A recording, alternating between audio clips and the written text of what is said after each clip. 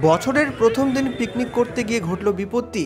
কুয়াশার মধ্যেই নয়নজলিতে উল্টে গেল যাত্রীবাহী বাস, আর তাতে আহত হয়েছেন কমপক্ষে 25 জন।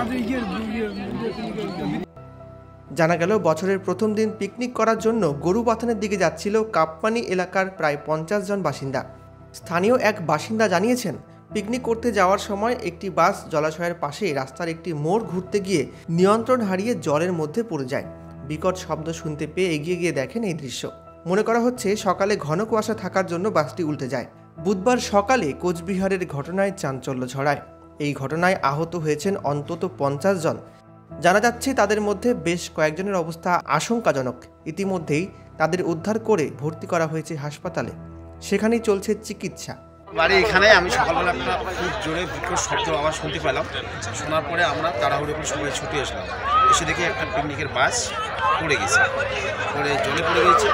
জলেতে পড়ে যাওয়ার পরে আমরা দ্রুত লোকজনকে বার করে তাদের হসপিটালে পাঠানোর ব্যবস্থা করলাম। পরে শুনতে পারলাম ওদের কাছে কতজন আহত হয়েছে? আপনার 25-30 জন আহত হয়েছে। 50 জনকার মতন ছিল, 25-30 জন আহত হয়েছে। তার মধ্যে যারা একটু সুস্থ ছিল তাদের মুখে শুনলাম তারা আমাদের পার্শ্ববর্তী যে ধর্মের বাজার ভুলিবাজার পাশেই ধর্মবাজার থেকে গরুবাথানে পিকনিকের উদ্দেশ্যে রওনা দিচ্ছিল।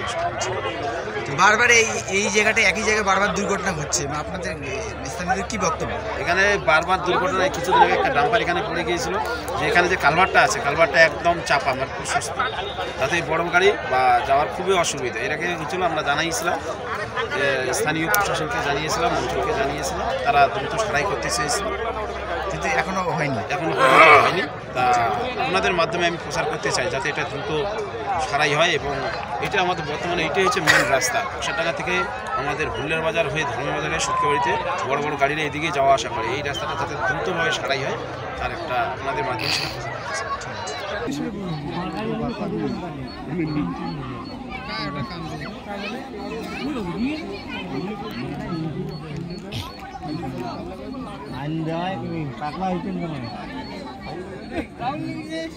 ফাইন কাই দিবে?